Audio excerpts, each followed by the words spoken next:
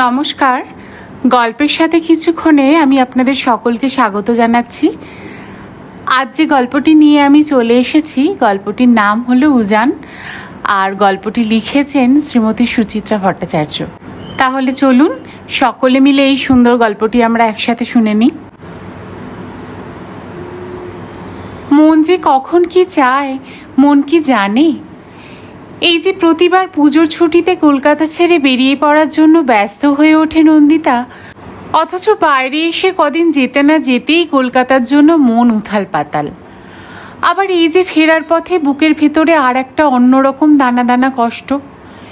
এরকম কেন হয়? এসব সময়ে নন্দিতা স্নায়ু বড় বেশি টান টান হয়ে থাকে। একটু টোকা পড়লেই বিস্ফোরণ। এবারও তার ব্যতিক্রম হলো না। শেষ মুহূর্তে নির্দিষ্ট কোচ খুঁজে সিট বার্থে দখল নেওয়ার আগেই ট্রেনটা ছেড়ে দিয়েছিল। একটু আগে চাপা ভিড় অনেকটা হালকা হয়ে এলেও এখনও এদিকে ওদিকে ঘুরছে যাত্রীরা, নিজেদের মালপত্র সামলাচ্ছে। শ্যামলেন্দুর সঙ্গে নন্দিতাও সুটকেস, হোলডল, খাবারের প্যাকেট সব তুলে রাখছিল বাঙ্কের ওপর। এমন সময় হঠাৎই পাশে রাখা সুটকেসটার গায়ে চোখ আটকে গেল। ছাইরঙা সুটকেসের গায়ে কালো সাদা স্টিকারে জলজল করছে নামটা, রাকা রায়। নামটা বড় চেনা চেনা না? নন্দিতা পলকের জন্য থমকালো। পলকের জন্যই। পরক্ষণেই মন চলে গেছে অন্যদিকে। তাদের জানালার ধারে সিটটায় বসে আছে এক অবাঙালি তরুণ, গাট্টা গোট্টা, বছর 26 বয়স। ছেলেটা এখানে কেন? এই সিটটা তো নন্দিতাদেরই। নিশ্চিত হওয়ার জন্য আবার নিজেদের বার্থ নাম্বারগুলো মিলিয়ে নিল নন্দিতা। 41, 42, 43। হ্যাঁ, ঠিকই আছে, জানালার সিটটা তাদেরই। ছেলেটাকে উঠে যেতে বলবে? ভাবতে গিয়ে নন্দিতার খেয়াল হলো রিমলি পাশে নেই। গেল কোথায়? এই তো ছিল। নন্দিতা ছটফট করে উঠল, রিমলি, রিমলাই। নন্দিতার মেয়ে সাড়া দিল পাশের কূপ থেকে, এই যে মা, আমি এখানে। ওখানে কি করছিস তুই? কিছু না, জানালার ধারে বসে আছি। ওখান থেকে কোথাও যেও না যেন। নন্দিতা অবাঙালি ছেলেটার পাশে বসে ওয়াটার বটল খুলে দুটোক জল খেলো। জানালার বাইরের বিকেলের রোদ এখন ঝকমকে পিতল বরণ। সেই রং মেখে দ্রুত পিছনে যাচ্ছে দিল্লির শহরতলি, হারিয়ে যাচ্ছে। নন্দিতার বুকটা আবারও হু হু করে উঠল। কোনো কিছু ফেলে যাওয়া সবসময়ই বড় কষ্টের। সবারই কি এরকম খারাপ লাগে, নাকি শুধু নন্দিতারই? জানালার দিক থেকে চোখ সরিয়ে নিজের কূপটার দিকে আর একবার চোখ বোলালো নন্দিতা।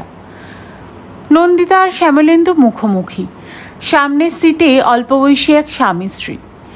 দেখেই বোঝা যায় নতুন বিয়ে হয়েছে।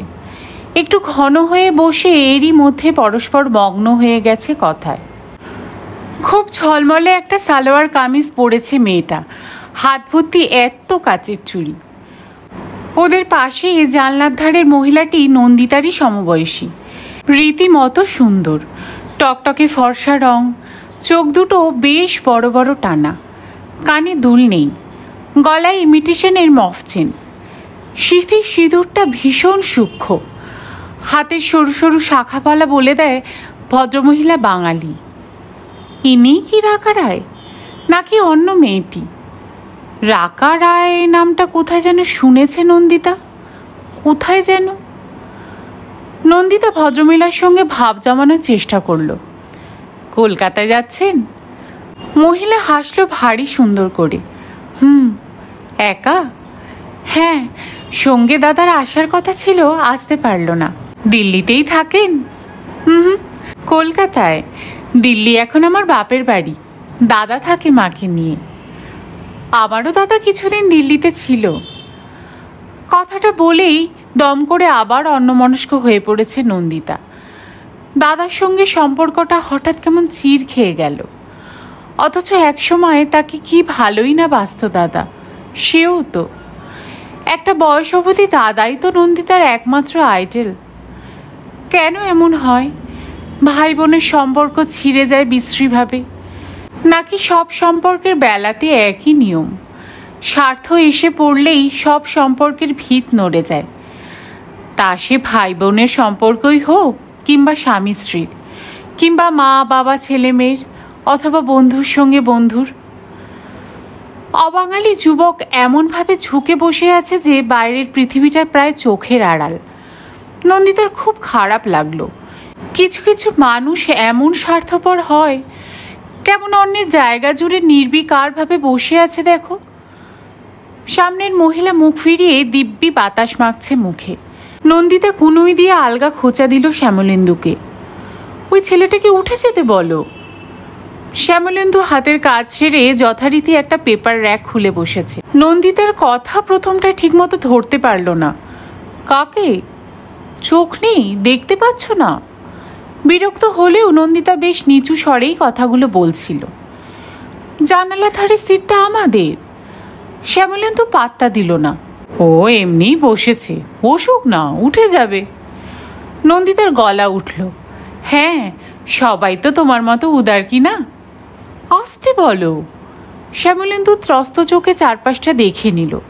ভাবটা এমনই যেন নন্দিতাই লোকটাকে উঠতে বলে কোনো গর্হিত আচরণ করে ফেলেছে। নন্দিতা গুম মেরে গেল। এসব মুহূর্তে তার নিজেকে বড় অসহায় লাগে। শ্যামলেন্দু তার কোনো কথাই সহজে বুঝতে চায় না। এই যে এখন জানালার ধারে বসে প্রচণ্ড হাওয়ায় মাখামাখি হয়ে বুক ভরে একটু দম নিতে চাইছে নন্দিতা, এটাও মুখ ফুটে খুলে বলতে হবে, নতুবা শ্যামলেন্দু কিছুই বুঝবে না। কয়েক সেকেন্ড চুপচাপ থেকে নন্দিতা শেষে রিমলিকেই ডাকল। রিমলি, এবার এদিকে চলে এসো। রিমলি তক্ষুনি দৌড়ে এসেছে।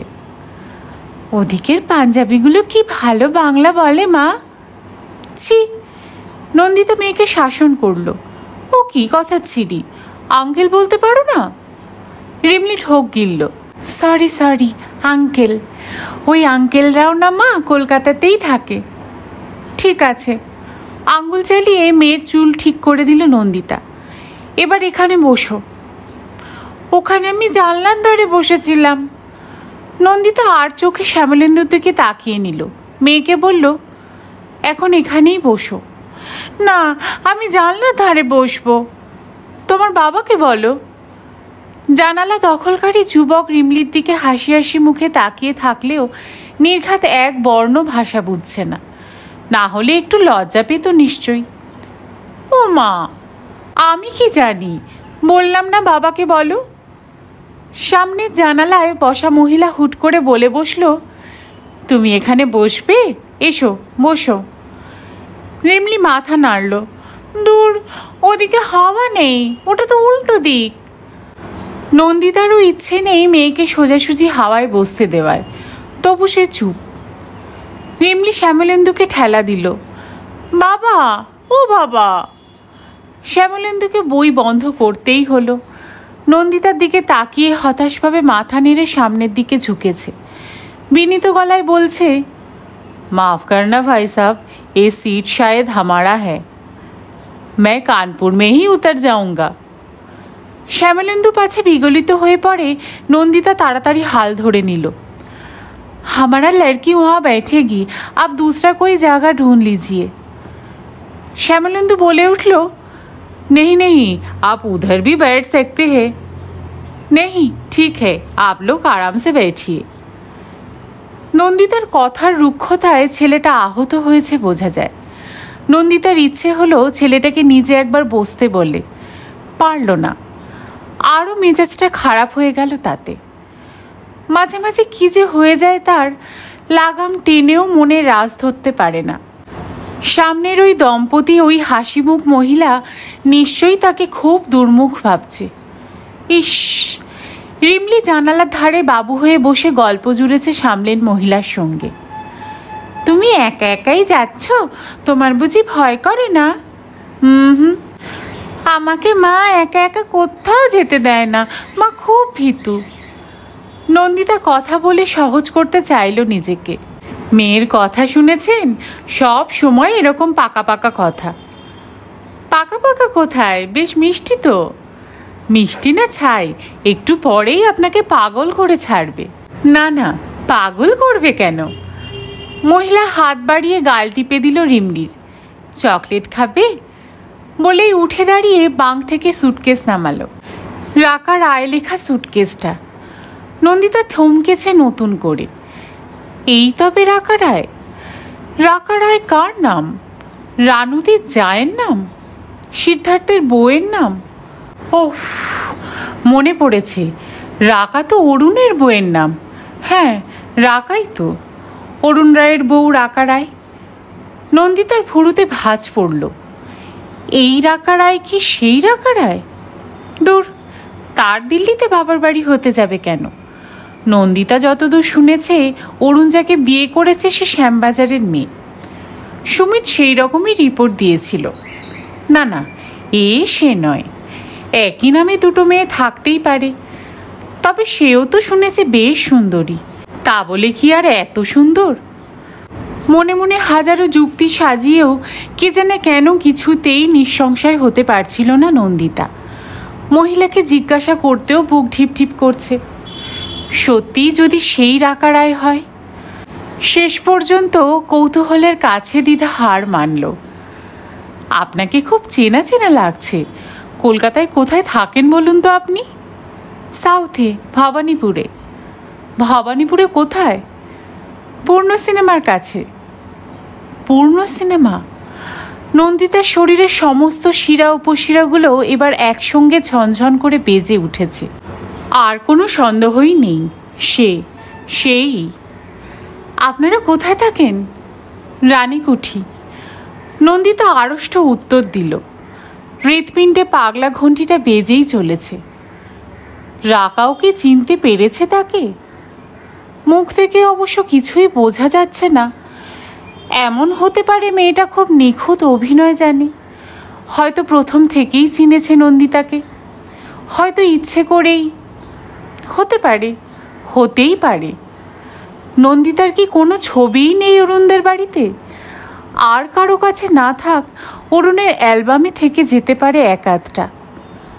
অরুণ কি আর নন্দিতার সব ছবিই ফেলে দিয়েছে? এমনও হতে পারে রাস্তাঘাটে কোনোদিন দূর থেকে রাকাকে দেখিয়েছে অরুণ। ওই দেখো, ওই যে যাচ্ছে, ওটাই নন্দিতা। নন্দিতা হয়তো দুর্মনস্ক ছিল সে সময়। অরুণ বা রাকাকে সে খেয়ালই করেনি। রাকার সঙ্গে কোনো রকমে দু একটা দায়সারা কথা বলে নিয়ে নন্দিতা বাথরুমে যাওয়ার নাম করে উঠে গেল। শহরতলি ছাড়িয়ে এসে ধাবমান এসি এক্সপ্রেসের গতি এখন উদ্দাম। বিশাল প্রান্তরের মাঝখানে খোলা বাতাসের সঙ্গে এখন তার অসম লড়াই। পর্যদস্ত বাতাস আছড়ার খেয়ে পড়ছে বারবার, মাথা কুটে মরছে। সংকীর্ণ প্যাসেজটা ধরে পরপর পরিপূর্ণ কুঠিগুলো পেরিয়ে টলমল পায়ে এগিয়ে যাওয়ার চেষ্টা করছিল নন্দিতা। বাথরুমে এসেও কিছুতেই স্থির হয়ে দাঁড়াতে পারছে না। পায়ের তলার জমি থরথর কাঁপছে। টাল সামলানোর জন্য নন্দিতা বেসিনের পাশে রডটাকে আঁকড়ে ধরল। আয়নায় ক্রমাগত কেঁপে চলেছে আরেক নন্দিতা। কাঁপছে না হাসছে হি হি করে? কি রে, বোকার মতো ঘাবড়ে গেলি কেন? অরুণের বউ যদি আমাকে চিনে ফেলে? ফেলবে, তাতে তোর কি? আমার অস্বস্তি হচ্ছে। অস্বস্তি হওয়ার কোনো মানেই হয় না। ওই অসভ্য বুনো দানব টাকাকে বিয়ে করলো না করলো, সেই বউ তোকে চিনল কি চিনল না, তাতে কি এসে যায়? তুই তো কোনোদিন কোনো অন্যায় করিসনি, ভয়টা কিসের? সেটা ঠিক কথা। আমার জীবনটা অরুণ অতিষ্ঠ করে তুলেছিল। মারধর, অত্যাচার, অন্যায় রকম গার্জেনগিরি। তবে সামলে নি নিজেকে। তোর এখন নিশ্চিন্ত জীবন, স্বামী, মেয়ে। নন্দিতা মুখ চোখে জল দিয়ে বেরিয়ে এলো। গোটা কম্পার্টমেন্টের লোকজন বৈকালিক আলস্য গায়ে শুয়ে বসে আছে এখন। ঝিমোচ্ছে, গল্প করছে, তাস খেলছে।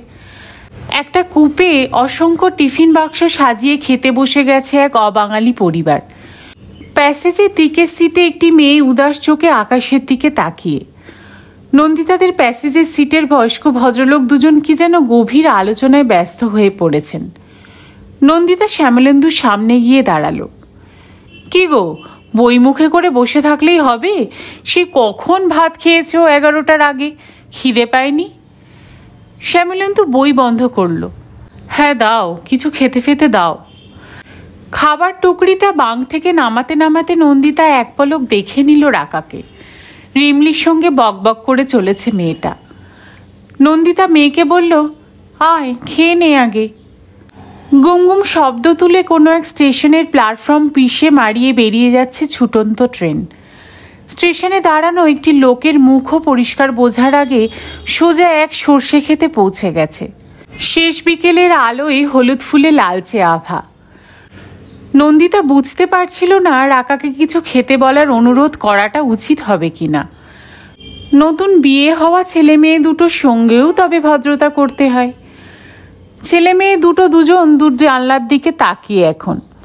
রাকার চোখও বাইরের হলুদ প্রান্তরের দিকে। রিমলি এক মুখ সন্দেশ নিয়ে সামনে ছেলেটার সঙ্গে ভাব জমানোর চেষ্টা করল। কাকু, ও কাকু, তোমরা কি কলকাতায় যাচ্ছ? শ্যামলেন্দু বকল মেয়েকে।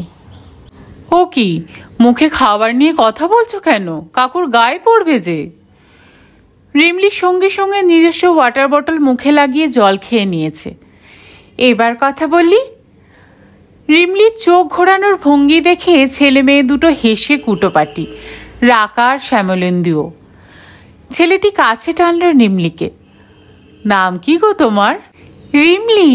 না না, প্রজ্ঞা পারমিতা আচার্য। ওরে বাবা, তুমি স্কুলে পড়ো? নিশ্চয়ই।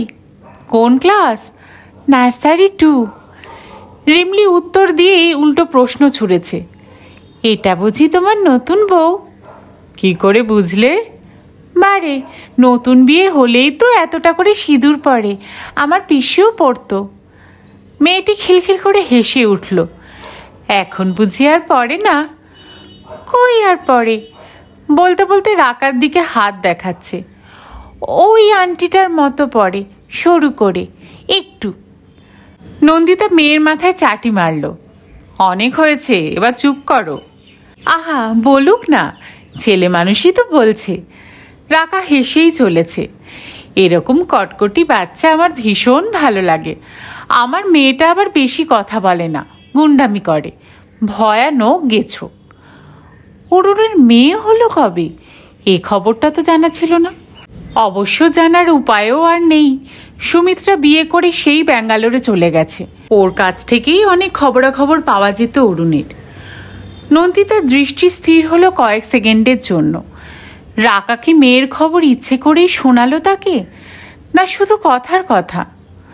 মুখ ফসকে নন্দিতা জিজ্ঞাসা করে ফেলল, কত বড় মেয়ে আপনার? এর থেকে বড়, 5 পুড়ে বা 6 পড়বে এই নভেম্বরে। তবু এখনো এত। নন্দিতা দ্রুত হিসেব করে নিচ্ছিল।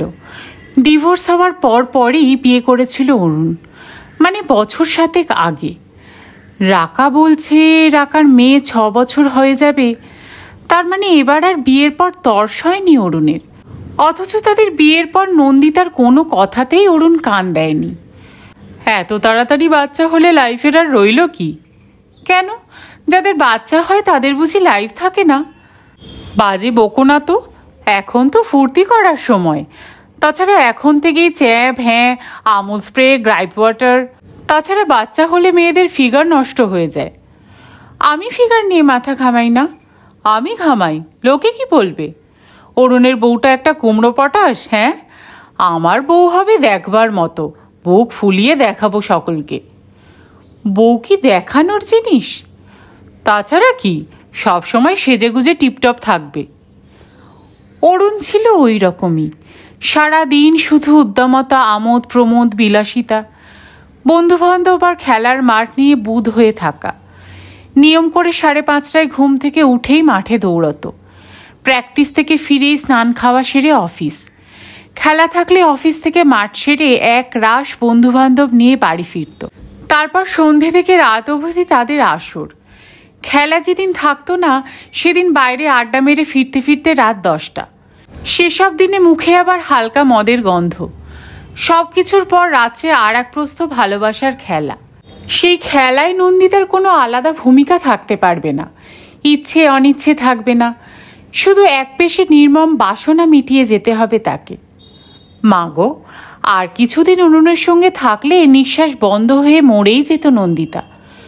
নন্দিতার বন্ধুরা বলতো, ইস, কি দেখে যে তুই পছন্দ করেছিলিস অরুণকে, তোর সঙ্গে কোনো কিছুতেই তো মিল নেই, না শিক্ষা না রুচির। নন্দিতা বোঝাতে পারতো না ভালোবাসার জোয়ার এলে শিক্ষা, রুচি, বিচার বিবেচনা সব খড়কুটোর মতো ভেসে যায়। অরুণকে তো সত্যি সত্যি একসময় ভালোবেসেছিল নন্দিতা। অরুণের ঝোড়ো আবেগ চুম্বকের মতো টেনেছিল তাকে। রাকার সঙ্গেও কি অরুণ বিছানায় সেই একই রকম আচরণ করে? পুরনো দৃশ্য চোখের সামনে ভেসে উঠতেই নন্দিতা কুঁকড়ে গেল বিতৃষ্ণায়। হেমন্তের বিকেল দ্রুত মরে আসছে। কামরার ভেতরে বাতাসের সঙ্গে ভেসে আসছে তরল অন্ধকার। জানালার দিকে পেছন ফিরে বসে থাকা রাকার মুখে সেই অন্ধকারের ছায়া। রাকা কি এখনো চিনতে পারেনি নন্দিতাকে? বোধহয় না। স্বামীর আগের পক্ষে স্ত্রীর সঙ্গে কেউ কি এত সহজভাবে কথা বলতে পারে? কাগজের কাপে কফি বিক্রি করতে এসেছে একটা লোক। ছেলে মেয়ে দুটো কফি খাচ্ছে। শ্যামলেন্দু আবার ডুবে গেছে বইয়ের পাতায়। লোকটা সারাক্ষণ বই মুখে করে বসে থাকতে কি ভালোই না বাসে। বাড়িতেও সারাক্ষণ মোটা মোটা বই, সংসারের কোনো খোঁজ খবরই রাখে না। সংসার তো দূরের কথা, মেয়ে বউয়েরও না। নন্দিতার এক এক সময় মনে হয় যে সে বা রিমলি যদি 7 দিন বাড়িতে নাও থাকে সেটাও বোধহয় টের পাবে না শ্যামলেন্দু। নন্দিতা রাকাকে জিজ্ঞাসা করল, কফি খাবেন? রাকা মাথা নাড়ল। ও তো চিনি দেওয়া কফি। আপনি বুঝি চিনি খান না? খুব কম, বড্ড মোটা হয়ে যাচ্ছি। নন্দিতা হেসে ফেলল। কোথায় মোটা? বলতে বলতে চোখ নাচালো। কত ওজন? কত? 56 কেজি। তাতেই আমার বর আর দেওরা যা খ্যাপায়। কথাটা ঠং করে বাজলো নন্দিতার কানে। বউ সম্পর্কে স্লিম স্লিম বাতিক এখনো তবে যায়নি অরুণের। এই বউ নিয়ে আদিক্ষেতাও নিশ্চয়ই অনেক বেশি। তার মতো তো আর মাজা গায়ের রং নয়, নাক চোখ অনেক তীক্ষ্ণ, ফিগারটাও। ভাবতে গিয়ে বুকের ভেতরটা আচমকা একটা পিঁপড়ের কামড় অনুভব করছিল নন্দিতা। সুন্দরী বউ পেয়ে অরুণ তো তাহলে সুখেই আছে। তার ওপর এমন স্বামী সোহাগিনী বউ। স্বামীর আড়ালেও মোটা না হয়ে যাওয়ার চেষ্টা করে যাচ্ছে প্রতিনিয়ত।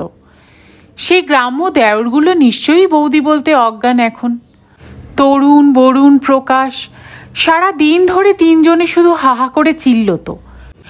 সকাল, বিকেল, দুপুর, রাত্রি 4 বেলা 1 গালা করে ভাত গিলে গলির মোড়ে দাঁড়িয়ে চিৎকার করে যেত ফুটবল, ক্রিকেট, হকি যা হোক একটা কিছু নিয়ে।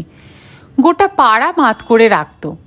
এই শান্ত সভ্য মেয়েটা কি করে মিলেমিশে আছে তাদের সঙ্গে? গাড়ির গতি ধীরে ধীরে কমে আসছে। দুপাশে এখন ঘন জনপদ। শ্যামলেন্দু বাইরের দিকে উকি দিল। ঘড়িও দেখল একবার। টুনডলা আসছে বোধহয়। নন্দিতা একটু স্বামীর গা ঘেঁষে বসল। এখানে ভালো রাবড়ি পাওয়া যায় না? শ্যামলেন্দু আড়মোড়া ভাঙল। সে তো ইটোয়াতা ভালো পাওয়া যায়। স্টেশন এলে একবার নেমে দেখোই না বাবা। আর আমাকে ওপর থেকে একটু ব্যাগটা নামিয়ে দাও, 2টো মাফলার বার করব। তেমন তো একটা ঠান্ডা নেই। তা হোক, একটুতেই তোমার আর তোমার মেয়ের যা গলা ফুলে যায়। শ্যামলেন্দু কথা বাড়ালো না। এসব ক্ষেত্রে সে কথা বাড়ায়ও না। সংসারের ব্যাপারে কিংবা শ্যামলেন্দু রিমলির, নন্দিতার সিদ্ধান্তই চূড়ান্ত। সিমলা থেকে কেনা 2টো মাফলার কিট ব্যাগ থেকে বার করলো নন্দিতা, সঙ্গে একটা পাতলা চাদরও। রিমলি যে কোনো মুহূর্তে ঘুমিয়ে পড়তে পারে, তখন লাগবে। টুন্ডলাতে ট্রেন থামতেই শ্যামলেন্দু ব্যস্ত সমস্ত হয়ে গেটের দিকে এগিয়ে গেল। রাকা জিজ্ঞাসা করল, আপনার স্বামী খুব কম কথা বলেন তাই না? ভীষণ। শব্দটা উচ্চারণের সময় হঠাৎই এক ধরনের অহংকার ফুটে উঠল নন্দিতার গলায়। ওর স্টুডেন্টরা বলে স্যার নিজেই নাকি একটা জ্যান্ত বই, বইয়ের মতোই নিঃশব্দ। কিন্তু উনি কলেজে পড়ান? আগে পড়াতো, আমি যে কলেজে পড়াই সেখানে। এখন ইউনিভার্সিটিতে চলে গেছে। পড়াশোনা ছাড়া পৃথিবীর কিছুই বোঝে না। নিজের কানেই নিজের কথাগুলো সুর হয়ে যাচ্ছিল নন্দিতার। সে কি রাকাকে শোনাতে চাইছে কথাগুলো, না নিজেকেই শোনাতে চাইছে? অরুণের চেয়ে অনেক বেশি গুণী মার্জিত এক প্রকৃত শিক্ষিত মানুষের সঙ্গে সে ঘর করে এখন। শ্যামলেন্দু কোলাহল ঠেলে ভিড় পেরিয়ে রাবড়ির ভার হাতে নিয়ে ফিরে আসছে, সঙ্গে কয়েকটা শালপাতার ঠোঙা।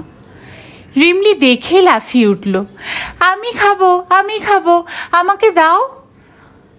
নন্দিতার ভুরু কোঁচকে গেল। এরকম আধিক্লাপনা তার একদম পছন্দ নয়। তাছাড়া রাকার সামনে। নন্দিতা গম্ভীর মুখে বলল, অসভ্যতা করো না, তোমাকে ঠিক দেওয়া হবে। তবে তুমি এরপর আর জানলার ধারে বসবে না, ট্রেন ছাড়লেই গলায় মাফলার জড়াবে। না, আমি জানলার ধারে বসবো। না, বসবে না। রাকা রিমলিকে ভোলাতে চাইল। তুমি জানালার ধারে বসতে চাও তাই তো? ঠিক আছে, তুমি এদিকে এসে বসো, আমিও ওপাশে যাচ্ছি, তোমার মায়ের পাশে। জানালার ধারেও বসা হবে, হাওয়াও লাগবে না। খুশি? নন্দিতা বিরক্ত হলো। বেশ তো উল্টো দিকে বসেছিল, পাশে কেন এসে বসতে চায়? আপনি কি খুব হইহুল্লোর বন্ধুবান্ধব ভালোবাসেন? হুম, না তো। গঙ্গার ধারে বেড়াতে গিয়ে শুধু ফুচকা, আলু কাবলি, ভেলপুরি খেয়েই চলে আসেন? না, একদমই না। হঠাৎ হঠাৎ ক্যানিং, ডায়মন্ড হারবারে বেড়াতে আপনার যেতে কেমন লাগে? এটা ভালো লাগবে, যদিও যায়নি কখনো। একা একা বৃষ্টিতে ভিজতে কেমন লাগে? দারুণ। রাকাকে একের পর এক প্রশ্ন করতে করতে নিজের প্রশ্নগুলো নিজেই উপভোগ করছিল নন্দিতা। রাকা বুঝতেও পারছে না তার স্বামীর প্রতিটি পছন্দ অপছন্দ এখনো মুখস্থ আছে নন্দিতার। বিয়ের পর প্রথম প্রথম হঠাৎ কোনো লক্ষ্য ছাড়াই নন্দিতাকে নিয়ে বেরিয়ে পড়তো অরুণ শিয়ালদা থেকে ট্রেনে উঠে ক্যানিং কিংবা ডায়মন্ড হারবার। নদীর পাড়ে দাঁড়িয়ে অরুণ নিজের মনেই বেসুরো গলায় গান ধরত। একবার বাসন্তী যাওয়ার পথে ভুটভুটিতে উঠে খুশিতে চুমুই খেয়ে ফেলতে যাচ্ছিল নন্দিতাকে। লোকজন সব হাঁ করে দেখছে, অরুণের ভূক্ষেপ পর্যন্ত নেই। আমার বউকে আমি আদর করব, কার আবার তাতে কি? ফেরার পথে সেবার ক্যানিংয়ের মাছ আড়ত থেকে এক গাদা চিংড়ি কিনে ফেলল। সেই চিংড়ি সেই রাতেই রান্না করে খেতে হলো বাড়ির সবাইকে। সব সময় লাফাচ্ছে, ঝাঁপাচ্ছে, হই হই চিৎকার করে যাচ্ছে। একবার ডায়মন্ড হারবারের নদীর ধার ধরে দৌড়তে দৌড়তে অদৃশ্য হয়ে গিয়েছিল ভাঙা লাইট হাউসটার আড়ালে। কিছুক্ষণের মধ্যেই অবশ্য একইভাবে দৌড়তে দৌড়তে ফিরে এলো। দেখছো তো, একটুও দম কমেনি। বন্ধুরা বলে আমি নাকি হাফ টাইমের প্লেয়ার হয়ে যাচ্ছি। সেই লোকটার সঙ্গে এই মেয়েটার মেলে কিভাবে? নন্দিতা আবারও জেরা করল রাকাকে। আপনি কি হিন্দি সিনেমা দেখতে ভালোবাসেন? মানে বাজারে যেসব মারপিট নাচ গানা ছবি চলে আর কি। খুব একটা বাসি না, দেখি মাঝে মাঝে। মোগলাই খানা খেতে কেমন লাগে আপনার? খারাপ লাগে না, কিন্তু আপনি আমাকে এইসব প্রশ্ন কেন করছেন বলুন তো? নন্দিতা উত্তরটা এড়িয়ে গেল। পাশে রাখা অ্যালুমিনিয়ামের ফয়েলের প্যাকেট ফাঁক করে রাতের খাবারটা দেখে নিল একবার। ট্রেনের খাবার তার এমনিতেই ভালো লাগে না, আজ তো আরও ইচ্ছে করছে না খেতে। শ্যামলেন্দু খাওয়া শেষ করে আপার বার্থের বিছানায় উঠে গেছে। আজই বোধহয় পেপার একটা শেষ না করে ছাড়বে না। সন্ধে নামার মুখে মুখে রিমলি একটু ঘুমিয়ে নিয়েছিল। এখন আর 10টার আগে তার চোখে ঘুম আসবে না। পাশের কূপে 3-4টে ছেলে তাস খেলছে। রিমলি তাদের পাশে গিয়ে বসে আছে। বেরিয়ে ফেরা একদল ছেলে তাস খেলার এখন মুগ্ধ দর্শক সে। ছেলেগুলো খেলা থেকে হই হল্লাতেই বেশি আগ্রহী। মাঝে মাঝেই হিন্দি গানের কলি গেয়ে উঠছে 2-1 জন। নন্দিতাদের কূপের ছেলে মেয়ে দুটো নিচু গলায় কথা বলতে বলতে ফিকফিক করে হাসছে। রাকা মোড়ক খুলে রুটি বার করল। বললেন না তো, ওসব প্রশ্ন করলেন কেন? নন্দিতা আলতো হাসল। ট্রেনে আলাপ হলো, বন্ধুত্ব হলো। বন্ধুর কি ভালো লাগে না লাগে জানতে নেই? রাকার মুখ থেকে স্পষ্ট বোঝা যায় যে সে নন্দিতার কথা বিশ্বাস করেনি। বিশ্বাস করানোর দায়ও নেই নন্দিতার। তার শুধু অবাক লাগছে মেয়েটা তাকে দেখে একদমই চিনতে পারল না। আশ্চর্য, নন্দিতার তবে একটা ছবিও নেই অরুণদের বাড়িতে। ও বাড়ি ছাড়ার সময় নন্দিতা তার বেশিরভাগ ছবিই নিয়ে এসেছিল, হানিমুনের গুলোও। তবে একটাও কি? অরুণ তাকে তবে পুরোপুরি মুছে ফেলেছে জীবন থেকে, কোনো স্মৃতি চিহ্নই রাখেনি। নন্দিতার বুকটা টনটন করে উঠল। খাবারগুলো আরও বিস্বাদ এই মুহূর্তে। রাকা জিজ্ঞাসা করল, আপনাদের কি জয়েন্ট ফ্যামিলি? না। বিশাল লম্বা একটা নিঃশ্বাস গড়িয়ে এলো নন্দিতার বুক থেকে। আমার শ্বশুরবাড়ি নর্থ বেঙ্গলে, কুচবিহার। ওখানেই সবাই আছেন, শ্বশুর শাশুড়ি ভাসুর। কলকাতায় ভাড়া থাকেন? আগে থাকতাম, রিসেন্টলি একটা ফ্ল্যাট কিনেছি। আপনারা দুজনে বেরিয়ে যান, মেয়েকে নিয়ে কোনো প্রবলেম হয় না? সে তো একটু হয়ই, একটা রাত দিনের বিশ্বাসী লোক আছে, এই যা। রাকা বলল, আমার অবশ্য সেদিক দিয়ে খুব সুবিধে। বাড়িতে শাশুড়ি আছেন, দেওর যা। আমি অফিসে গেলেও মেয়ে কখনো একা হয় না। আপনি চাকরি করেন? নন্দিতা বিস্ময়ে হতবাক। করি, ব্যাংকে, আমার কর্তার ব্রাঞ্চে। একটা ভয়ানক হিংস্র রাগ উমড়ে উঠছিল নন্দিতার বুকের গভীরে। সে কলেজে চাকরির অ্যাপ্লিকেশন করেছে শুনেই মুখ হাড়ি হয়ে গিয়েছিল অরুণের মার। অরুণ রাগে ফেটে পড়েছিল। আমার বউ চাকরি করতে যাবে? কভি নেহি। নন্দিতা যুক্তি দেখিয়েছিল, ভেবে দেখো, দুজনে চাকরি করলে কত সুবিধে। এত বড় একটা সংসার, তোমার একার ওপর বেশি চাপ পড়ে যায়। তোমার পয়সায় আমি আমার সংসার চালাবো? চালালে ক্ষতি কি? কত ভালোভাবে থাকা যাবে বলো তো। যেখানে খুশি বেড়াতে যেতে পারবো, পছন্দসই জিনিস কিনবো। কি পছন্দ মতো জিনিস তুমি পাও না শুনি? এই তো সেদিন 1,500 টাকা দামের একটা শাড়ি কিনে দিলাম। আসলে চাকরিটা ছুতো, তুমি এখন উঠতে চাইছো। মূর্খের মতো কথা বলো না। মূর্খ জেনেই তো বিয়ে করেছিলে আমাকে। এই মূর্খের প্রেমেই হাবুডুবু খেয়ে তেজ দেখিয়ে বেরিয়ে এসেছো বাড়ি থেকে। আমি ওভাবে কিছু বলতে চাইনি, তুমি মেচি জ্বর পাকাচ্ছ। সব কথা মুখে বলে বোঝাতে হয় না, হাবে ভাবে বোঝা যায়। তোমার মনটা এত নিচু? রাগে, দুঃখে, অপমানে 3 দিন অরুণের সঙ্গে কথা বলেনি নন্দিতা। অরুণ নরম হয়নি এতটুকু। সেই লোক নিজের অফিসের মেয়েকে দিব্যি বিয়ে করে সুখে ঘর করছে। কবে থেকে ভালোবাসা চলছিল রাকার সঙ্গে? নন্দিতার সঙ্গে ছাড়াছাড়ি হওয়ার আগে থেকেই কি? সেই কারণেই কি নন্দিতার সঙ্গে? নিজের অজ্ঞাতেই গলায় ঝাঁঝ ফুটল নন্দিতার। বিয়ের অনেক আগে থেকেই আপনাদের আলাপ বলুন। রাকা হাসছে ঠোঁট টিপে। আমি আগে একটা অন্য ব্রাঞ্চে ছিলাম। এই ব্রাঞ্চে বদলি হয়ে আসার পরও সেরকম প্রেম টেম কোনোদিনই হয়নি। কলিগরাই প্ল্যান করে। ও, তার মানে অরুণের দুর্ভাগ্য, কাতর সহকর্মীরাই ব্যাপারটা ঘটিয়েছে। কিন্তু সুমিতা কেন নন্দিতাকে বলেনি রাকা চাকরি করে? নন্দিতার কাটা ঘায়ে নুনের ছিটে দেবে না বলে? হয়তো তাই। নন্দিতার বুকে ঢেউ ভাঙছিল ক্রমাগত। রাকার বেলায় চাকরি করা নিয়ে আপত্তি নেই অরুণের। অরুণের মাও দিব্যি মেনে নিয়েছেন ব্যাপারটা। খুশি মনে রাকার মেয়েকে সামলান দিনভর। এই চেতনাটা যদি ওদের আগে আসতো। নন্দিতাকে এখন কলেজে গিয়ে প্রতি মুহূর্তে ভাবতে হয় রিমলি কি করছে, কি খাচ্ছে, স্কুল থেকে ঠিকমতো ফিরেছে তো। একটা যদি দেওর ননদও থাকতো নন্দিতার, না হয় তারা তরুণ বরুণদের মতোই হতো। নন্দিতার সংসারটা বড় বেশি ফাঁকা ফাঁকা। রাকা জানালার কাঁচ নামিয়ে দিয়েছিল। নন্দিতা সেটা তুলে প্রায় ভর্তি অ্যালুমিনিয়াম ফয়েলটা ছুঁড়ে দিল বাইরে। পলকে এক ঝলক দমকা বাতাস ঝাঁপিয়ে পড়েছে গায়ের ওপর। নন্দিতা জানালাটা বন্ধ করে দিল। বেসিনে হাত ধোয়ার জন্য গিয়ে রিমলির ওপর চড়াও হলো। কি রে, তুই ঘুমোবি না? দেখো না, এই কাকুটা আমাকে কিছুতেই যেতে দিচ্ছে না। ছেলেগুলো হেসে উঠল। একজন বলল, এই মিষ্টি মেয়েটার হাতে ছোঁয়াতেই যা দারুণ দারুণ তাস উঠছে না বৌদি। আর একজন বলল, বসুন না বৌদি। তাস খেলা নন্দিতা দুচক্ষের বিষ। ছেলেগুলোর আহ্লাদেপনা মোটেই পছন্দ হলো না তার। 9টা বেজে গেছে, রিমলি এবার ঘুমোবে চলো।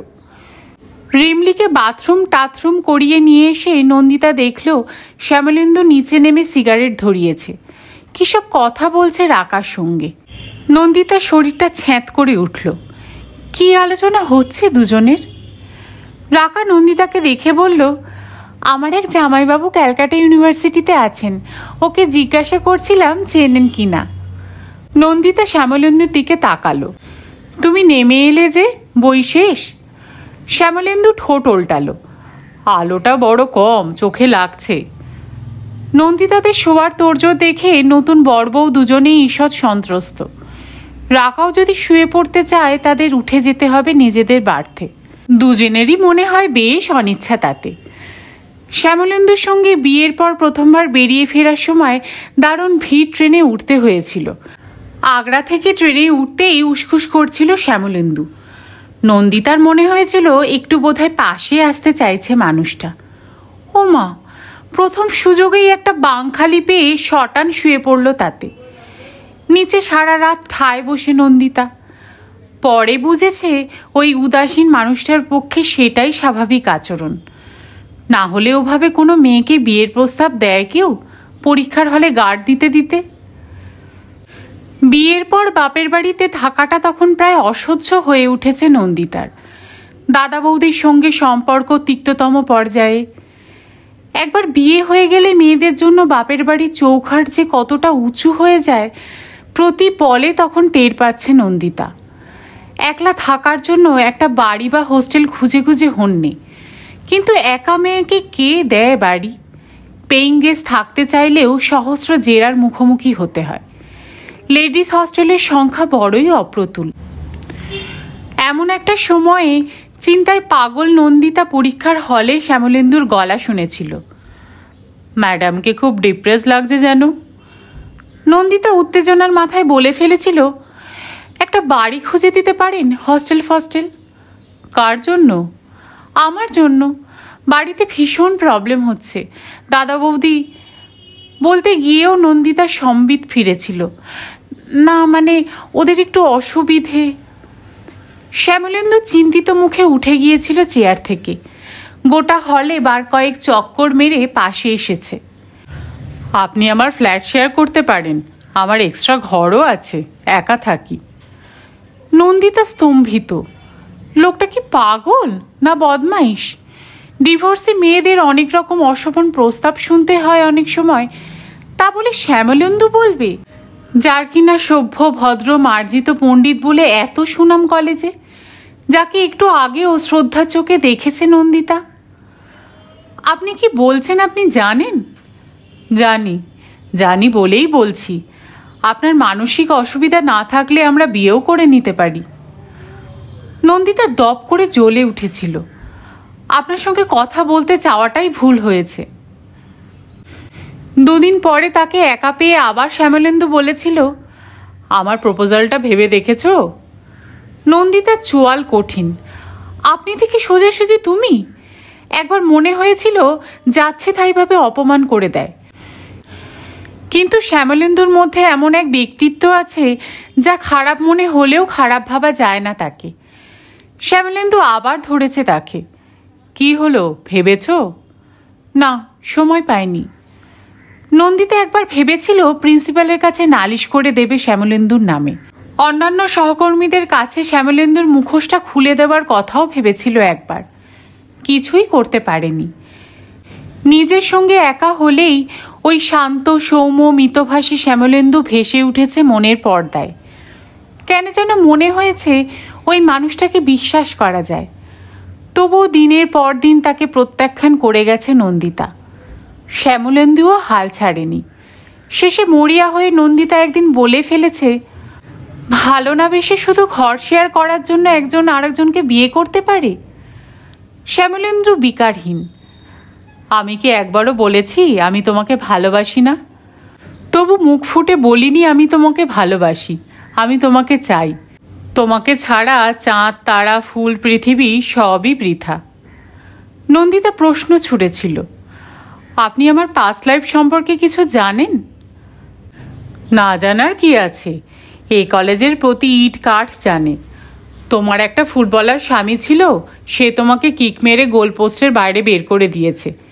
তার সঙ্গে আমার কি সম্পর্ক? কেন ঝগড়া হয়েছিল জানেন? অনুমান করতে পারি, নিশ্চয়ই বনেনি। আপনার সঙ্গে যে বনবে তার নিশ্চয়তা কি? ট্রাই করতে দোষ কি? You can start a fresh. নন্দিতার মুখ থেকে দুম করে বেরিয়ে গেছে, আমার কিছু শর্ত আছে। জানি, তুমি তোমার মতো থাকবে, আমি আমার মতো, কেউ কারোর ব্যক্তিগত স্বাধীনতায় মাথা গলাবো না, তাই তো? নন্দিতা কেঁদে ফেলেছিল, হৃৎপিণ্ড লাফাতে শুরু করেছিল বেয়ারা ভাবে।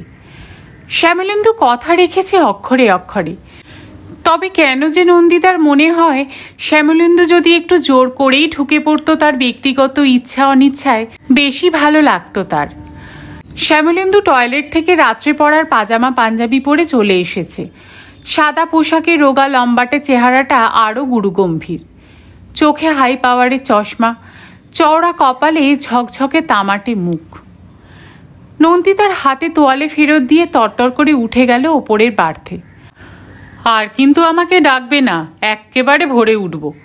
11টা সাড়ে 11টা নাগাদ কানপুর আসবে, তখন যদি চা খাওয়ার ইচ্ছে হয় কাজ তুলবে, চা আলাকে ডাকবে, আমাকে নয়। নন্দিতা জিজ্ঞাসা করলো, এয়ার পিলো নিয়েছো?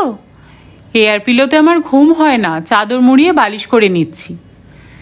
রিমলি নন্দিতার কোলে ঘুমিয়ে কাদা। জোর করে একবার শোয়াতে পারলে ঘুম আসতে দেরি হয় না মেয়ের। নন্দিতা রাকাকে বলল, এই হচ্ছে মেয়ে আর এই হচ্ছে বাবা, পুরো কুম্ভকর্ণ ফ্যামিলি। রাকা হাসল। যাই বলুন, আপনার হাজবেন্ড কিন্তু দারুণ হ্যান্ডসাম। কথাটা শুনতে ভালো লাগলেও নন্দিতা তেমন খুশি হতে পারল না। অরুণ অনেক বেশি ম্যানলি ছিল। কৃষ্ণপক্ষে গাছপালা, ক্ষেত, নদী সব কিছুর ওপর এক ছায়ার আস্তরণ দেখতে পায় নন্দিতা। চাঁদের আলো থাকলেও জ্যোৎস্নার মায়াবী আনন্দ যেন হালকা কালো পর্দায় ঢেকে রেখেছে কোনো অদৃশ্য জাদুকর। আধার মাখা কাচের মধ্যে দিয়ে দূরের এক আধটা বাড়ির টিমটিম আলো হঠাৎ হঠাৎ মাটির বুকে তারার মতো ফুটে উঠেই মিলিয়ে যাচ্ছে। তারপর কাচের গায়ে শুধুই নিজের মুখের আবছা প্রতিচ্ছবি। ঘুমন্ত কামরায় মৃদু আলোয় নিজের সেই প্রতিচ্ছবিকেও কেমন যেন অলৌকিক মনে হচ্ছিল নন্দিতার, রহস্যময়। কে সে?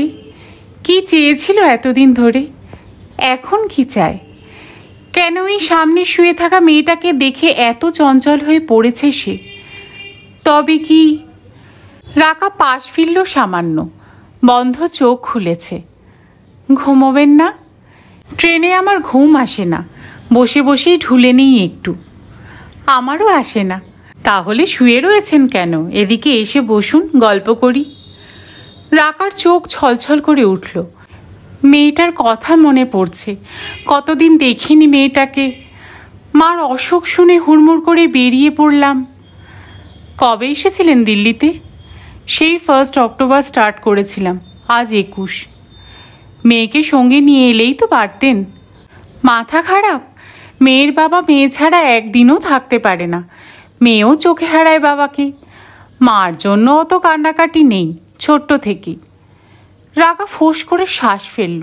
শুধু বাবা কেন, ঠাকুমা কাকারাও এমনভাবে আগলে রাখে সারাদিন, ওদের ছেড়ে মেয়ে কোথাও গিয়ে থাকতেই পারে না। নন্দিতা সন্তর্পণে ঠাট্টা ছুড়ল এবার। মেয়ের মাকে বুঝি তার বাবা চোখে হারান না? রাকা হেসে ফেলল।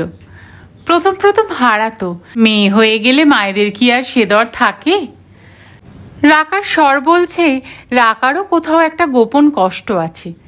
কি সেটা? নন্দিতা খুব সাবধানে প্রশ্ন ভাজল।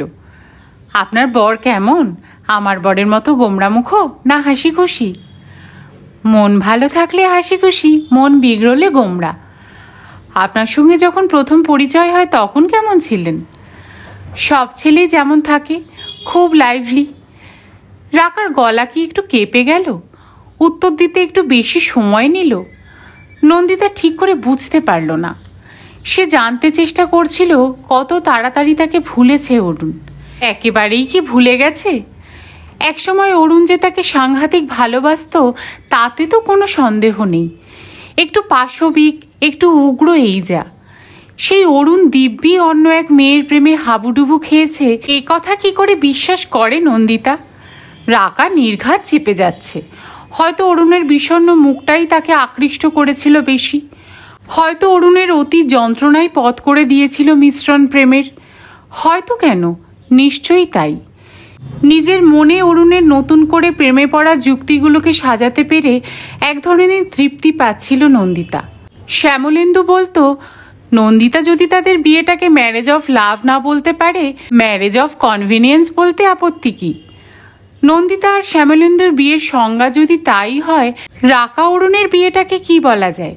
ম্যারেজ অফ সিম্প্যাথি না ম্যারেজ অফ ফিজিক্যাল নিড? গুম গুম শব্দে ট্রেনটা একটা ব্রিজ পার হচ্ছে।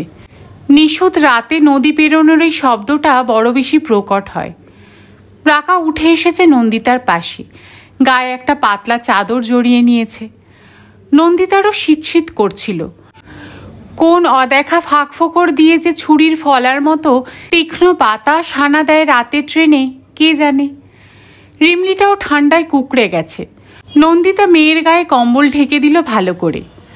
অনেকক্ষণ পর কথা বলল। আপনার মেয়ের কোন স্কুল? South point. আপনার? আপাতত পাড়ার একটা নার্সারিতে, দেখি এরপর 1-এ কোথায় ভর্তি করা যায়। আজকাল ভালো স্কুলে ভর্তি করার যা ঝামেলা। ঝামেলা বলে ঝামেলা, আমার মেয়েকে যে কি করে। অবশ্য সব হ্যাপা আমার কর্তাই সামলেছে। সেই রাত থেকে লাইন দিয়ে ফর্ম আনা, অফিস কামাই করে মেয়েকে পড়ানো, কাকে ধরে টরে সব অনেক কাঠখড় পুড়িয়ে মেয়েকে ভালো স্কুলে দেওয়ার জন্য ওর তো ঘুম চলে গিয়েছিল। নন্দিতার বুক ফাঁকা হয়ে গেল। রিমলির পড়ালেখা নিয়ে শ্যামলেন্দুর বিন্দু মাত্র মাথা ব্যথা নেই। কিছু বলতে গেলে হেসে উড়িয়ে দেয় নন্দিতাকে। কোচবিহারের অনামি স্কুল থেকে পাশ করে আমি যদি ইউনিভার্সিটির মাস্টারিতে পৌঁছতে পারি, আমার মেয়েও যে কোনো স্কুলে পড়ে যেখানে পৌঁছাবার ঠিক পৌঁছবে। তুমি নিজেই বা কি এমন কনভেন্ট বা পাবলিক স্কুলে পড়েছিলে? নন্দিতা তর্ক করেও বোঝাতে পারে না এখন অন্যরকম সময়। ইঁদুর দৌড়ে নাম লেখাতে গেলে একটা দামি খাঁচার ভেতরে ঢুকতে হয় আজকাল। বোধহয় কোনো সিগন্যালে ট্রেনের গতি কমেছিল। আবার সশব্দে দৌড়তে শুরু করেছে এক্সপ্রেস। নানা ভঙ্গিতে বেজে উঠছে ধাতব্য ঝংকার। নন্দিতার মনেও সেই ঝংকারের প্রতিধ্বনি নাকি আর্তনাদ? গলার কাছে একটা চোরা কষ্ট ডেলা বাঁধতে চাইছে বারবার। শ্যামলেন্দুই বা কম নিষ্ঠুর কিসে? অরুণ তার ইচ্ছা অনিচ্ছা জাহির করত গলার জোরে। একবার সিনেমা যেতে রাজি হয়নি বলে নন্দিতার হাত মুচড়ে দিয়েছিল। আর শ্যামলেন্দুর ইচ্ছা অনিচ্ছা এতই সূক্ষ্ম যে নিকটতম সম্পর্কের মানুষজনও তার হদিশ পায় না। যখন পায় তখন অজান্তেই ওই নিষ্পৃহ মানুষটার ইচ্ছা অনিচ্ছার শিকার হয়ে যায়। এতদিন সেটা ভালোভাবে বোঝার সুযোগ পায়নি নন্দিতা। আজ যেন হঠাৎই এই রাতের গাড়িতে বসে উত্তেজনাহীন নিরীহ স্বভাবের শ্যামলেন্দুর নারীর ঠিকানা পেয়ে যাচ্ছে সে। এই তো এবারই তো সমুদ্রে যেতে চেয়েছিল নন্দিতা। একটি বারো আপত্তি না জানিয়ে শুধু মেয়েকে পাহাড়ের গল্প শোনাতে শুরু করলো শ্যামলেন্দু। সমুদ্রে যাওয়ার কথা উঠতেই মেয়েরও বায়না শুরু, সে বরফের পাহাড়ই দেখবে। এখন নন্দিতা বুঝতে পারছে রিমলি নয়, শ্যামলেন্দুই পাহাড়ে যেতে চেয়েছিল। এমন অনেকই নিষ্ঠুরতা থাকে যার বিরুদ্ধে চিৎকার করা যায় না, দেওয়ালে মাথা ঠোকা যায় না। কেবল একটা শীতল বন্ধ জানালার ধারে বসে অন্ধকারের দিকে তাকিয়ে বুক চেরা কষ্ট নিয়ে জেগে থাকতে হয় সারা রাত। মাঝের বাঁকে শুয়ে নতুন বিয়ে হওয়া মেয়েটা ঘুমের মধ্যে এলোমেলো হাত বাড়াচ্ছে, যেন আঁকড়ে ধরতে চাইছে কাউকে। বিদ্রুপের হাসিতে নন্দিতার ঠোঁট বেঁকে গেল। রাকারও দৃশ্যটা নজরে পড়েছে। নন্দিতার কানে কানে বলল, আহারে, এক বাঁকে যদি শুতে পারত দুজনেই। নন্দিতার ঠোঁট থেকে বিদ্রুপ মুছে গিয়ে একটা অন্য ধরনের হাসি ফুটে উঠল। চান্স পেলে সেভাবেও যায় অনেকে, আমিই গেছি। রাকার চোখে অবিশ্বাস। যা। নন্দিতা বলল, সত্যি? বোম্বে যাওয়ার সময় প্যাসেজের দিকের বার দুটো পেয়েছিলাম, গোটা রাত্রিরও ও একবারও উঠল না ওপরে। তবে যে বলেছিলেন উনি একটুও রোমান্টিক নন। হ্যাঁ, সে তো কথার কথা, একেবারে অন্য মানুষ ছিল সে সময়। বৃষ্টি পড়লে কিছুতেই আমাকে ছাতা খুলতে দেবে না, একই ছাতার নিচে দুজনকে আধ ভেজা হতে হবে। ওমা, তাই? লজ্জার কথা আর কি বলবো। নিজের হাতে শাড়ি গয়না পছন্দ করে কিনে আনতো, এনেই হুকুম, শিগগির পরে এসো, দেখবো তোমাকে। রাকা খিলখিল করে হেসে উঠল। সত্যি আপনার বর? নন্দিতা আরাম করে সিটে মাথা রাখল, হাসলো চোখ বুঝে। মনে মনে বলল, সেটা আমার বর ছিল না রে, তোর বর। চলিকে পিছে কেয়া হে, চলিকে পিছে। গানের কলিটা শুনেই পিত্তি জ্বলে উঠেছিল নন্দিতার। আর চোখে দেখল রাকার ভুরুতেও ভাঁজ পড়েছে। শ্যামলেন্দু পাটনা থেকে কেনা ইংরাজি কাগজটা চোখের সামনে মেলে ধরে নিজেকে আড়াল করার চেষ্টা করছে। মোকামা স্টেশন থেকে হাড়ে রেড়ে করে উঠে পড়েছে ছেলেগুলো। তার আগে পাটনা ছাড়ার পর থেকেই অবশ্য ট্রেনে বেশ ভিড়। দিনের বেলাতে এইসব ট্রেনের রিজার্ভেশনের কোনো বালাই থাকে না। কন্ডাক্টর, গার্ড, চেকার ফেকার সব উধাও। ঠেলে ঠুলে যে যেখানে পারছে জায়গা করে নিচ্ছে এখন। নন্দিতা আর রাকাদের সিটে জনাপাচেক দেহাতি বুড়ি বসেছে গাদাগাদি করে। ছেলেগুলোও নন্দিতার কূপের সামনে ভিড় করে দাঁড়িয়ে। চুনরিকে নিচে কেয়া হে, চুনরিকে নিচে। রাকা, নন্দিতা, শ্যামলেন্দু তিনজনই পরিষ্কার বুঝতে পারছে কাকে উদ্দেশ্য করে এই অশালীন উচ্ছ্বাস। নতুন বিয়ে হওয়া মেয়েটাকে দেখে আর পুলক ধরে রাখতে পারছে না ছেলেগুলো। মেয়েটি মাথা নিচু করে একটা ম্যাগাজিন পড়ার চেষ্টা চালিয়ে যাচ্ছে। ছেলেটির চোখ মুখ লাল, চোয়াল শক্ত। রাকা নন্দিতার কানের কাছে ফিসফিস করে উঠল, এইসব রাফিয়ানগুলোর জন্য লং ডিস্টেন্স ট্রাভেল করাটাই মুশকিল হয়ে যাচ্ছে আজকাল। রেমলি হা করে ছেলেগুলোর মুখের দিকে তাকিয়ে নন্দিতা মেয়ের ঘাড় ধরে মুখ জানলার দিকে ঘুরিয়ে দিল। শ্যামলেন্দুও এখন ইংরেজি দৈনিকের আড়ালে। নন্দিতা নিচু গলায় শ্যামলেন্দুকে বলল, পাশের কূপে ছেলেগুলোকে ডাকো না, কিংবা ওদিকের পাঞ্জাবি ভদ্রলোকদের। লাভ হবে না, তার থেকে বরং ইগনোর করার চেষ্টা করো। কিউলে ফিউলে নেমে যাবে মনে হয়। মনে করো না মেট্রো চ্যানেলের গান শুনছো। নন্দিতা চুপ করে গেল। জানে কথা বলে লাভও নেই। কলকাতার রাস্তাঘাটে হাঁটা চলার করার সময় দু চারটে টিটকিরি যে তাকে শুনতে হয়নি তা নয়। শ্যামলেন্দু হয়তো তখন পাশেই তার। কখনো অপমানে নাকের পাটা ফুলে উঠলেও শ্যামলেন্দুর কোনো তাপ উত্তাপ নেই। ঘর দৌড়ে পোকামাকড় থাকে না, এগুলো হলো রাস্তার পোকামাকড়। এদের টিকা টিপ্পনি গায়ে লাগাতে আছে, ঝেড়ে ফেলে দাও মশামাছির মতো। নন্দিতার বলতে ইচ্ছা করছে, পোকামাকড় ঝেড়ে ফেলে না, মেরে ফেলে। বলেনি, বললেও শ্যামলেন্দু গায়ে মাখত না। ঠিক আর একটা কোনো বক্তৃতা দিয়ে প্রসঙ্গ এড়িয়ে যেত তার শান্তিপ্রিয় বিদ্বান স্বামী। নন্দিতার মাথা ঝাঝা করে উঠল। অত্যন্ত অভব্য ভঙ্গিতে ছেলেগুলোর মধ্যে একজন মাঝের সরু প্যাসেজটায় ঢুকে দাঁড়িয়েছে। কারণ ছাড়াই ঝুঁকে পড়ে জানলা দিয়ে বাইরের দৃশ্যাবলী দেখার চেষ্টা করছে। দেখতে দেখতে মেয়েটির গায়ের ওপর হুমড়ি খেয়ে পড়ল। মেয়েটি ভয়ে জড়সড়। মেয়েটির বর আর নীরবে থাকতে পারল না। ভুল হিন্দিতে বলে উঠল, ঠিক সে দাঁড়ানে নেই সাকতা ক্যা। সঙ্গে সঙ্গে বাকি ছেলেগুলো ভেঙচে কেটে উঠেছে। ক্যা দাদা, ঠিক সে দাঁড়ানে নেই সাকতা ক্যা। একজন বিহারি ভদ্রলোক পেছন থেকে বোধহয় শাসন করার চেষ্টা করলেন ছেলেগুলোকে। উত্তরে যুবকের দল অট্ট হাসিতে ফেটে পড়েছে। মেয়েটি ভয়ে কেঁদে ফেলে প্রায়। তার থেকেও বেশি ভয় পেয়েছে রাকা। নন্দিতার ডান হাতের কবজি চেপে ধরেছে প্রাণপণে।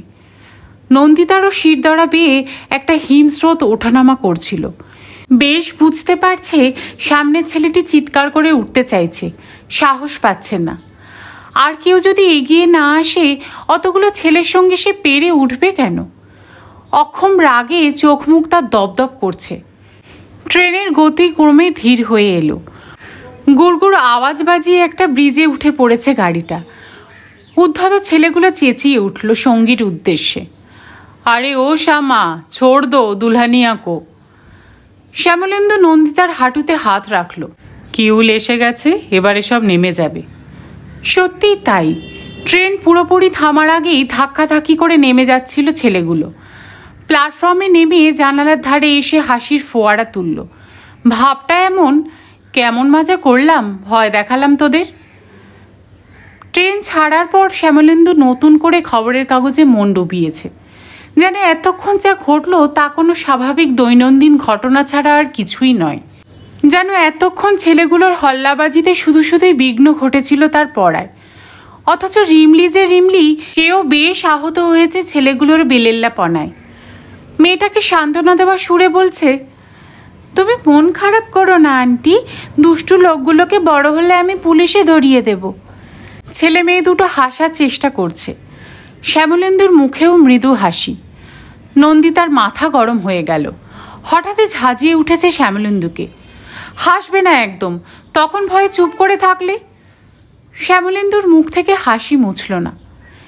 কি করতে পারতাম বলো, ওরা ওরকমই। পারবে না যখন, তখন হাসবেও না। ছেলেটি নিজেকে ঠান্ডা করার জন্যই বোধহয় উঠে গেল সামনে থেকে। মেয়েটা চোখ বুজে হেলান দিয়েছে সিটে। রাকা অসম্ভব রকম চুপচাপ। নন্দিতা রাকার মুখের দিকে তাকাতে পারছিল না।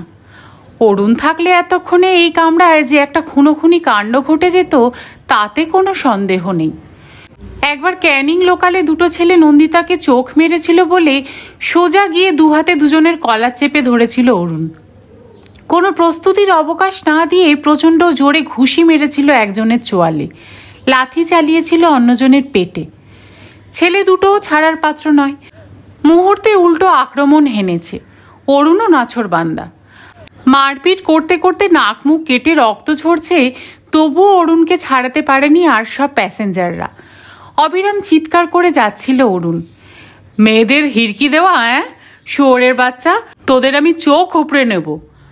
লজ্জায় ট্রেনের দেওয়ালে মিলিয়ে যেতে ইচ্ছে করছিল নন্দিতার। এই মুহূর্তে মনে হচ্ছে শ্যামলেন্দুর জন্য ট্রেনের দেওয়াল খোঁজা উচিত। ভাগ্যিস রাকা তাকে চিনতে পারেনি। চিনলে ভাবতো এক কাপুরুষ নপুংসককে বিয়ে করেছে তার স্বামীর আগের পক্ষের বউটা। রাগুক মারুক ধরুক, একটা চনমনে উত্তাপ ছিল অরুণের মধ্যে। শ্যামলেন্দু বড় বেশি শীতল, যান্ত্রিক, ভীতু ধরনের। পড়াশোনার জগতে নিজেকে স্বেচ্ছাবন্দী করে যেন গোটা সাইবেরিয়া বুকের ভেতরে পুড়ে রেখেছে লোকটা। রাকা বুঝি পড়ে ফেলেছে নন্দিতার মনের ভাবটাকে। নরম গলায় বলে উঠল, ওর ওপর এত রেগে যাচ্ছেন কেন? সত্যি তো উনি একা কী বা করতে পারতেন। দেখলেন না, এত ভদ্রলোক চারিদিকে, কেউ জোর গলায় প্রোটেস্ট করলো না। নন্দিতার মুখ থেকে বেরিয়ে গেল, আপনার স্বামী থাকলে নিশ্চয়ই চুপ করে বসে থাকতেন না। রাকা বলল, কে জানে, ওর সঙ্গে থাকা অবস্থায় এরকম সিচুয়েশনে তো পড়িনি কোনো দিন। নন্দিতা মনে মনে বলল, আমি পড়েছি, আমি জানি। অরুণ শ্যামলেন্দু নয়। অরুণের ভেতরে প্রকৃত সাহস আছে, স্ত্রীর প্রতি প্রকৃত ভালোবাসাও। মন যে কি চায়, মন কি তা জানে? এই যে সারাটা সকাল ধরে, সারাটা দুপুর ধরে শ্যামলেন্দুর সঙ্গে ভালো করে কথা বলতে ইচ্ছা করছিল না নন্দিতার। সারাক্ষণ ধরেই শুধু অরুণের স্মৃতি ঋণ ঋণ করে বেজে চলল অন্তরে। বারবার মনে হলো অরুণের সঙ্গে কোনো তুলনাই চলে না শ্যামলেন্দুর। অরুণ কম শিক্ষিত হয়েও অনেক বেশি সরল, সাহসী, সুন্দর, অনেক বেশি প্রাণ প্রাচুর্যে ভরা। সেই মনই সহসা কেন যে বিরূপ অরুণের ওপর। শ্রীরামপুর ছাড়িয়ে ট্রেনটা আরও এগিয়ে যাওয়ার পর রাকা নিজের মনেই বলে উঠেছিল, 1 ঘন্টার ওপর লেট যাচ্ছে গাড়িটা, কে জানে কেউ স্টেশনে থাকবে কি না। মুহূর্তে নন্দিতার ভুরু জড়ো। কারো আসার কথা আছে? আসার কথা তো আমার বরেরই। শ্যামলেন্দু বলল, চিন্তার কি, আমরা তো ভবানীপুরের ওপর দিয়েই যাব, তেমন হলে আপনাকে। নন্দিতা নিথর। অরুণ স্টেশনে আসতে পারে শুনেই আতঙ্কে শিথিল হয়ে আসছে তার শরীর। ওই লোকটার সামনাসামনি পড়তে হবে, যে কিনা ঘাড় ধরে নন্দিতাকে বার করে দিয়েছিল বাড়ি থেকে, যে কিনা ডিভোর্সের পরপরই নন্দিতাকে সম্পূর্ণ মুছে ফেলে আর একটা মেয়ে নিয়ে সুখে সংসার পেতেছে। রাকা বাথরুমের দিকে যেতেই নন্দিতা হিসিস করে উঠল। ওর বর আসবে কি আসবে না সেটা ওর ব্যাপার, গায়ে পড়ে উটকো ঝামেলা তোমার ঘাড়ে নেওয়ার দরকার কিসের? বাহ, ভদ্রমহিলার সঙ্গে এত বন্ধুত্ব হয়ে গেল, অবিরাম গল্প করে গেলে, আর ট্রেন থেকে নামার সময় সে উটকো ঝামেলা। নন্দিতা হাতের কাছে ভালো যুক্তি খুঁজে পেল না বলেই নিজের সিদ্ধান্ত স্পষ্ট জানিয়ে দিল স্পষ্টভাবে, আমি হাওড়া পৌঁছে কারোর জন্য দাঁড়াবো না, তুমি অপেক্ষা করে দেখো ওর স্বামী আসে কিনা, তারপর দরকার হলে ওকে পৌঁছে দিয়ে এসো। শ্যামলেন্দু আরও গম্ভীর হয়ে গেল। গোমরা মুখে সুটকেস হোল্ডল নামাচ্ছে বাং থেকে। মুখ থেকে বোঝা যায় নন্দিতার আচরণে যথেষ্ট ক্ষুব্ধ সে। শ্যামলেন্দুর কাছে ছোট হয়ে গিয়ে নন্দিতারও খারাপ লাগছিল। কি করবে, সব মানুষেরই এমন কিছু কথা থাকে যা কাউকে খুলে বলা যায় না, নিজের স্বামী বা স্ত্রীকেও নয়। রাকা বাথরুম থেকে মুখ টুক ধুয়ে ফিরে এলো। নন্দিতারা মোটামুটি নামার জন্য তৈরি। রিমলি ওয়াটার বটল কোলে বকবক করছে সামনের ছেলে মেয়ে দুটোর সঙ্গে। রাকা নিচে সুটকেস মেঝেতে নামালো। কাল থেকে আমি একটা কথা ভাবছিলাম। নন্দিতা জানালা দিয়ে শহরতলির স্কাইলাইন দেখার ভান করছিল। অনিচ্ছা সত্ত্বেও ঘুরে তাকাতে হলো। কি? কাল আপনি একটা প্রশ্নের উত্তর দেননি কিন্তু। কোন প্রশ্ন? ওই যে আমি কি ভালোবাসি কি ভালোবাসি না, কাল ওসব কেন জিজ্ঞাসা করছিলেন? এমনি। নন্দিতা লম্বা শ্বাস ফেলল। স্রেফ কৌতূহল। কৌতূহল মিটল? কি বুঝলেন? সব কি আর কোনোদিন পুরোপুরি বোঝা যায়? সব কৌতূহল মেটে মানুষের? নন্দিতা মুখ হাসি হাসি রাখার চেষ্টা করল। কিছুটা আন্দাজ পেলাম বই কি। রাকা লঘু স্বরে হেসে বলল, বেশ, আমার বর স্টেশনে এলে আলাপ করিয়ে দেব। ওর সঙ্গে কথা বললে আরেকটু আন্দাজ বাড়তেও পারে।